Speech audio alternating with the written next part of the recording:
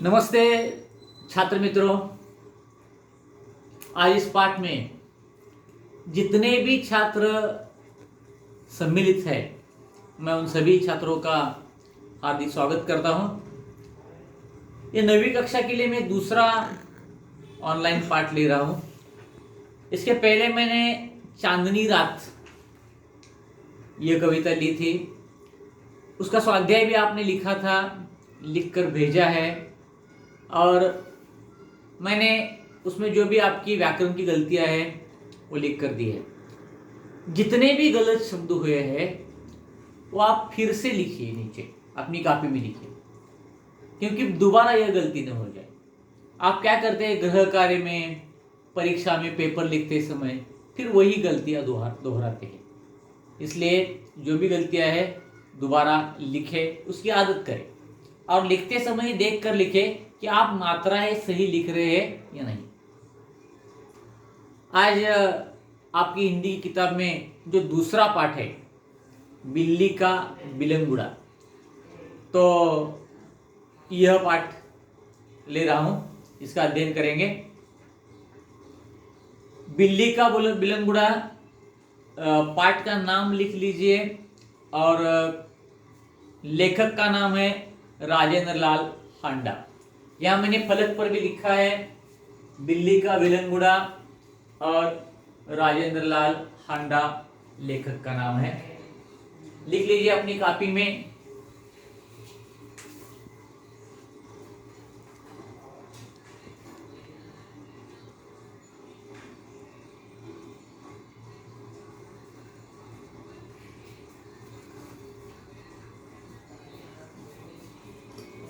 लिख लिया। कवि का, लेखक का परिचय देखते हैं। राजेंद्र लाल हांडा जी एक जाने माने कथाकार हैं। आपकी रचनाएं पत्र पत्रिकाओं में सतत प्रकाशित होती रहती है। जाने माने कथाकार, कथा लिखने वाले, और अलग अलग पत्र पत्रिकाओं में भी इनका लेखन हो चुका है। समसामयिक विषयों पर आपकी रचनाएं सामाजिक समस्याओं को उद्घाटित करती है।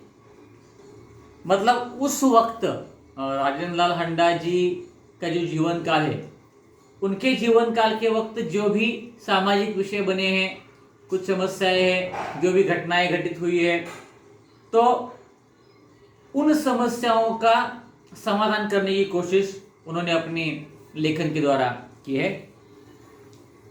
अब इस गद्य संबंधी बिल्ली का बिलंगुड़ा। अब बिल्ली तो आपको मालूम है, लेकिन बिलंगुड़ा क्या होता है? तो बिलंगुड़ा का मतलब भी लिख लीजिए। बिलंगुड़ा, बिल्ली को बोरी में डाला जाता है। बोरी मतलब पोत, जिसे मराठी में कहते हैं, और उसे कहीं दूर छोड़ दिया जाता है। अगर बिल्ली बहुत सताती है तो उसे दूर छोड़ दिया जाता है। तो बोरी में डालने के बाद वो जो बनता है कि बोरी है, उसके अंदर बिल्ली है, ऊपर से बांध दिया है, ये जो बनता है ना, इसे बिलंगुड़ा कहा जाता है। तो पाठ का नाम है बिल्ली का बिलंगुड़ा, और ये एक हास्य कहानी है। और इस गद्य संबंधी दिया है किताब में, जीवन की किसी घटना का रोचक प्रवाही वर्णन कहानी होती है। रोचक वर्णन, जो हमें अच्छा लगे, जो हमें पढ़ने में आनंद हो। और प्रवाही मतलब लगातार कहानी आगे बढ़ती जाती है, उसे प्रवाही कहते हैं। बहने वाला वर्णन कहानी होती है।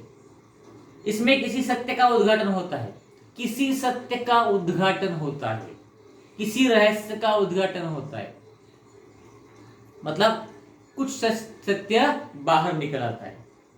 हास्य कहानी में इसे हल्के फुल्के हंसी के अंदाज में प्रस्तुत किया जाता है। हल्के फुल्के विनोद निर्मिति इसमें होती है।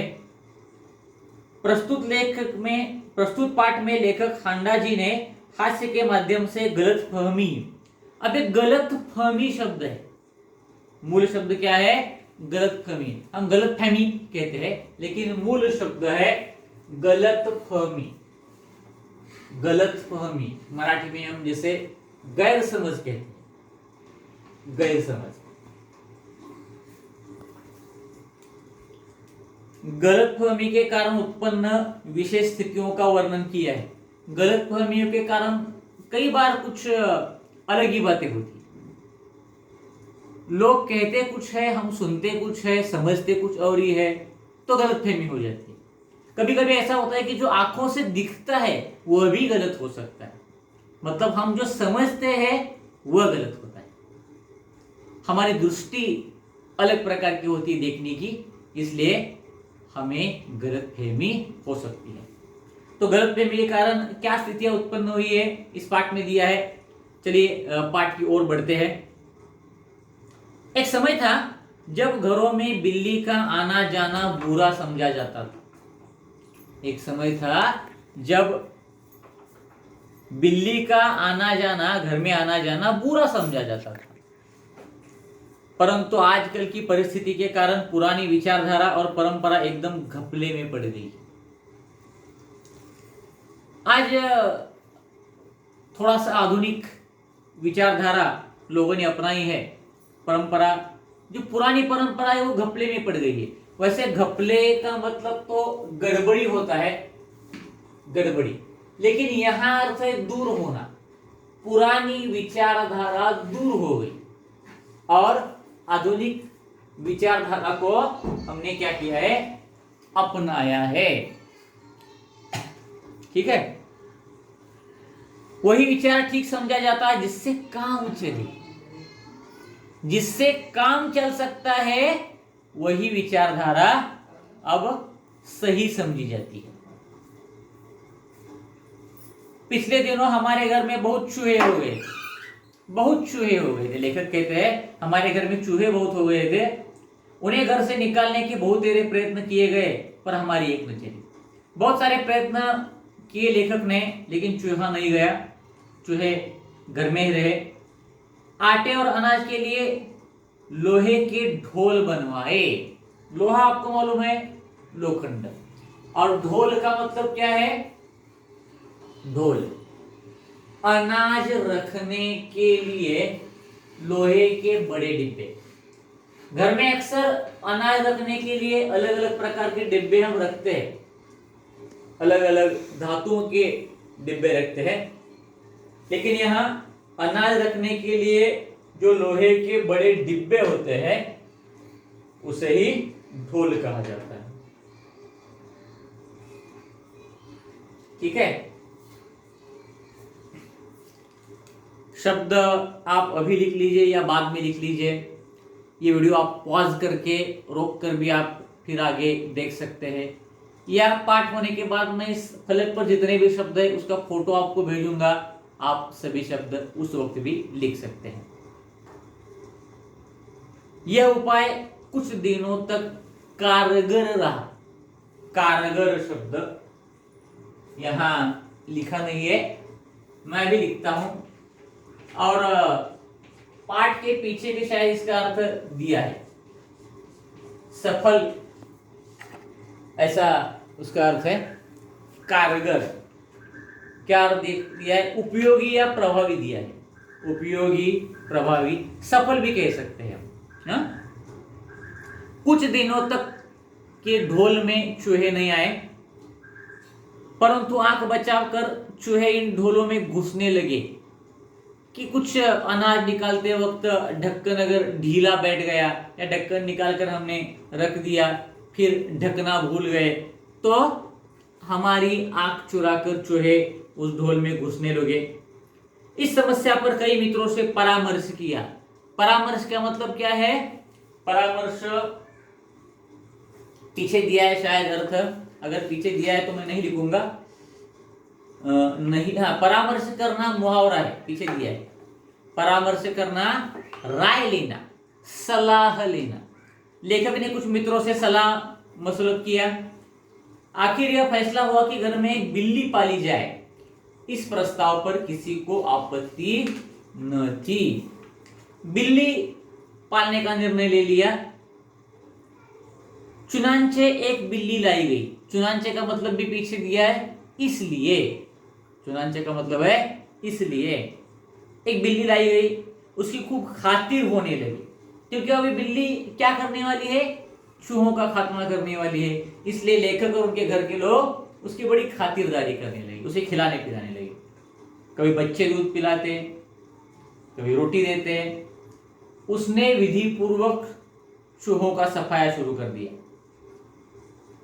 और खा पीकर, मतलब दूध रोटी खा पीकर चूहे भी मिलते रहे उसे। देखते ही देखते चूहे घर से गायब हो गए। मतलब ये उपाय कारगर रहा। सब लोग बड़े खुश हुए। बिल्ली प्राय सब लोगों की थाली से जूठन ही खाती थी। जूठन शायद शब्द शायद मैंने लिखा है, हाँ, जूठन मतलब जूठा, झूठा नहीं, झूठा नहीं जूठा, मतलब बचा कुचा जो अन्न, खाने के बाद थाली में जो कुछ भी अन्न बचता है उसे जूठन या जूठा कहा जाता है। उष्ट खरकट जिसे हम कहते हैं वह है जूठन। तो जूठन जो भी बचता है वही बिल्ली खाती थी, तो कोई खर्चा भी नहीं था। 2 महीने बाद वह समय आ गया जब हम चूहों को तो भूल गए पर बिल्ली से तंग आ गए। यहां शायद तंग आना भी है, नहीं है, तंग आना मतलब परेशान होना, आपको मालूम नहीं है। बिल्ली से तंग आ गए।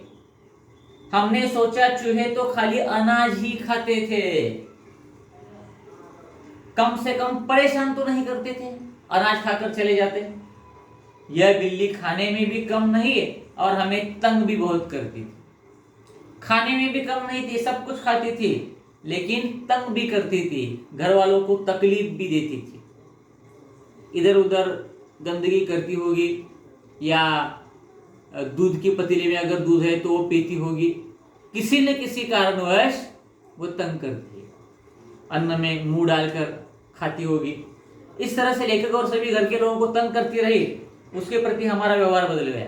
अब तंग करती है इसलिए लेखक का और उनके घर वालों का बिल्ली के प्रति व्यवहार बिल्कुल बदल गया। बिल्ली भी कम समझदार जानवर नहीं, जो शेर के काबू में नहीं आई वो हमसे कैसे मात खा जाती। भाई बिल्ली तो एक शेर की जाति की एक प्राणी है, हा? वाघाची मावशी मराठी में कहते हैं मुझे, मार्जार जातीतील प्राणी वाघ। उसी तरह बिल्ली का चलना और शेर का चलना भी देखिए एक जैसा होता है, इसलिए उसे मार्जार जातीतील प्राणी कहते हैं। जो शेर के काबू में नहीं आई वो हमसे कैसे मात खा जाती। शेर भी अगर बिल्ली को पकड़ना चाहे तो पकड़ नहीं सकता, वो इधर भागेगी उधर भागेगी, इस पेड़ पर उस पेड़ पर इधर उधर छलांगे लगाएगी। शेर के पकड़ में भी नहीं आएगी तो हमारे पकड़ में क्या खाक आएगी। मात खाना मुहावरा है, मात खाना, यह मैं अंडरलाइन करता हूं, मुहावरा है। पराभव स्वीकार करना, मात खाना मतलब क्या, पराभव स्वीकार करना। जो बिल्ली शेर के पकड़ में नहीं आई वह हमसे कैसे पराभव स्वीकार करेगी, मतलब हम उसे नहीं पकड़ सकते। उसने भी अपना रवैया बदल दिया।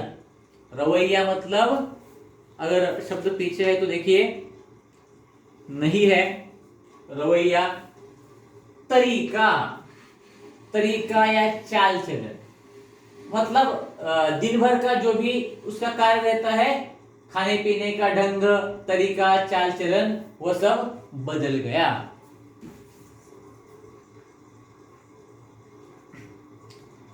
हमारे आगे पीछे फिरने की बजाय वह रसोई के आसपास कोने में दुबक कर बैठ जाती। दुबक कर मतलब जैसे हम कहते हैं घात लगाकर, मौके की तलाश में रहती कि कब क्या खाने को मिले। जब मौका लगता मजे से जो जी में आई खाती। जैसे कमरे से सब लोग बाहर जाते तो जो जी में आए वह खा जाती। इस तरह चोरी करते बिल्ली कई बार पकड़ी गई। दूध पीती होगी, अनाज खाती होगी, आटा खाती होगी, बर्तन में कुछ रखा है तो वो निकाल कर खाती होगी।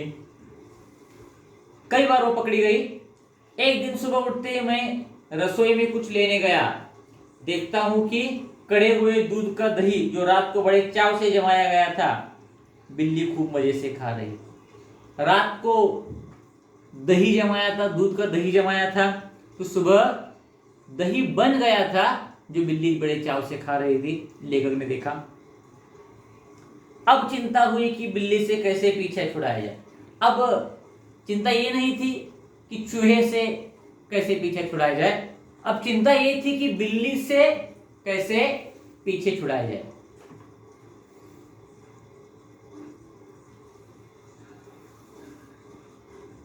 मेरा नौकर बहुत होशियार है। रात को काम खत्म करके जाने से पहले उसने एक खाली बोरी के अंदर 2 रोटियां डाल दी और चुपके से एक तरफ खड़ा होकर बिल्ली का इंतजार करने लगा। लेखक का एक नौकर था जो होशियार था। रात को काम खत्म करने के बाद एक खाली बोरी का मतलब है पोत, जिसे हम कहते हैं पोत, बोरी के अंदर 2 रोटियां उसने डाली और चुपके से एक तरफ खड़ा होकर बिल्ली का इंतजार करने लगा। बिल्ली आई, वो एकदम रोटियों पर झपटी। अब बोरी वहां रखी है, उसमें 2 रोटियां है, तो रोटियां देखती ही बिल्ली झपट पड़ी। नौकर तुरंत बोरी का एक सिरा पकड़कर उसे ऊपर से बंद कर दिया। नौकर ने क्या किया, बोरी का एक सिरा पकड़ा मतलब टोक, और बोरी के अंदर बिल्ली को बंद कर दिया। रस्सी के साथ बोरी का मुंह बांध लिया। क्योंकि अब रात के 10 बजे थे, उस वक्त रात के 10 बजे थे। मैंने अपने नौकर अमरू से कहा, नौकर का नाम है अमरू से कहा कि सवेरे बिल्ली को कहीं दूर छोड़ाए जिससे वह इस घर में वापस न आ सके। लेखक ने कहा कहीं दूर छोड़ के आओ, इतना दूर छोड़ के आओ कि वो वापस नहीं आए। सब लोगों को चाय पिलाते पिलाते अमरू को अगले दिन 8 बज गए। सुबह अमरू अपना काम करता रहा, सबको चाय पिलाई, 8 बज गए। मैंने याद दिलाया कि उसे बिल्ली को भूली भटियारिन की तरफ छोड़ कर आना है। भूली भटियारिन यह एक जगह का नाम है। उनके गांव में कोई जगह है भूली भटियारिन। अब भूली भटियारिन मतलब एक बार वहां जब जाता है तो वापस आने का रास्ता नहीं मालूम होता, भूल भुलैया जिसे हम कहते हैं ना, ऐसा रास्ता। तो ऐसी जगह छोड़कर आओ। बोरी कंधे पर लटका अमरू चल दिया। अब उसने बोरी पकड़ी, कंधे पर ली और आगे चल दिया। बात आई गई हो जाना यहां पीछे भी नहीं है, लेकिन ध्यान में लीजिए, बात आई गई हो जाना मतलब भूल जाना। क्या होता है कि किसी बात का महत्व उतने समय ही रहता है, बाद में हम भूल जाते हैं, बाद में हम वो बात भूल जाते हैं। बात आई गई हो गई मतलब भूल जाना। मैं हजामत मतलब दाढ़ी बनाना और स्नान आदि में व्यस्त हो गया। हजामत और स्नान आदि में व्यस्त हो गया क्योंकि 9:30 बजे दफ्तर जाना था। लेखक को 9:30 बजे दफ्तर जाना था, ऑफिस जाना था। गुसल खाने में मुझे जोर का शोर सुनाई दिया। गुसल खाना पीछे नहीं है, गुसल खाना।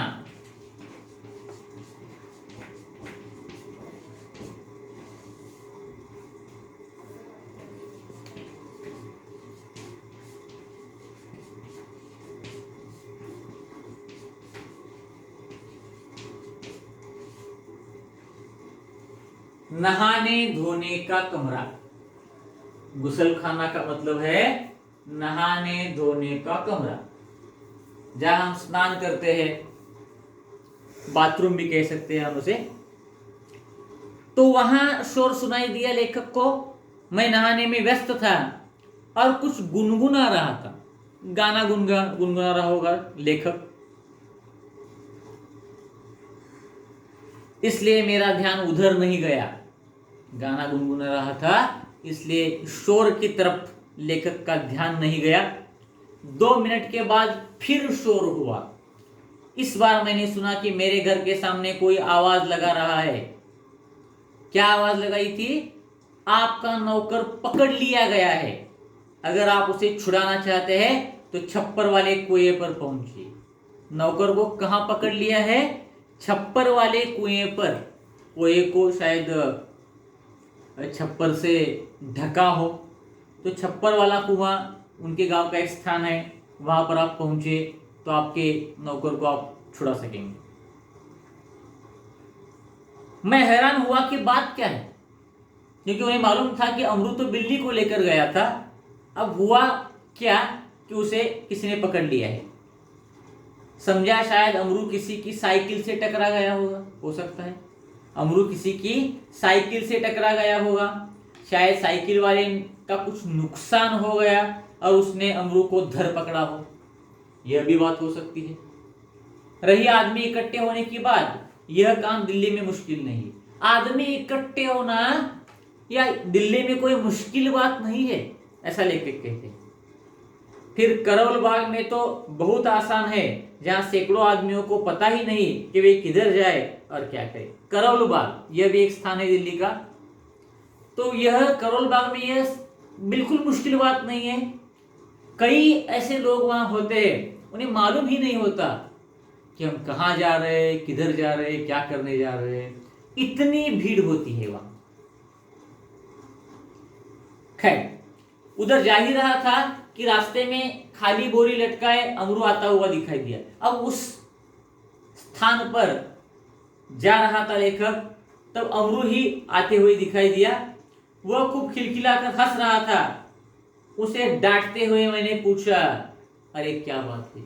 अमरू हंस रहा था, लेखक ने उसे डांटा, अरे क्या बात हुई? तूने आज सुबह सुबह क्या गड़बड़ की जो इतना शोर मचा और मोहल्ले के लोग तुझे मारने को दौड़े? ऐसा तूने क्या किया है कि लोग तुझे मारने के लिए दौड़े हैं? सुबह सुबह तुमने क्या पराक्रम कर दिया? अमरू को कुछ कहना ही नहीं पड़ा। उसके पीछे आदमी आ रहे थे, अमरू के पीछे लोग आ रहे थे। उन्होंने मुझे सारा मामला समझा दिया। उन्होंने मतलब उन लोगों ने लेखक को सारा मामला समझा दिया। बात यह हुई थी कि जैसे अमरू कंधे पर बोरी लटकाए बिल्ली को बाहर छोड़ने जा रहा था। अमरू कंधे पर बोरी लटकाए बिल्ली को बाहर छोड़ने जा रहा था। कुछ लोगों को शक हुआ कि बोरी में बच्चा है। लोगों को लगा कि कुछ हिल रहा है बोरी में, तो जरूर छोटा बच्चा होगा। दो आदमी चुपके चुपके उसके पीछे हो लिए मतलब पीछे गए। उन्होंने देखा कि बोरी अंदर से हिल रही है। बोरी के अंदर जो भी कोई था, प्राणी था, वो हिल रहा था। बस उन्हें विश्वास हो गया कि इस बदमाश ने किसी बच्चे को पकड़ा है। अमरू स्वभाव से अल्पभाषी है। अल्पभाषी का मतलब क्या है? अल्पभाषी, कम बोलने वाला। तो अमरू का स्वभाव अल्पभाषी है। कुछ मस्खरा भी है। मस्करा मतलब मजाक करने वाला, हंसोड़, हंसाने वाला, ऐसा पीछे अर्थ दिया है। हंसाने वाला, मजाक करने वाला। वो चुप रहा। देखते देखते 50 आदमी इकट्ठे हो गए। चुप रहा क्योंकि उसे मजाक ही बनाना था। धीरे धीरे 50 आदमी इकट्ठे हुए।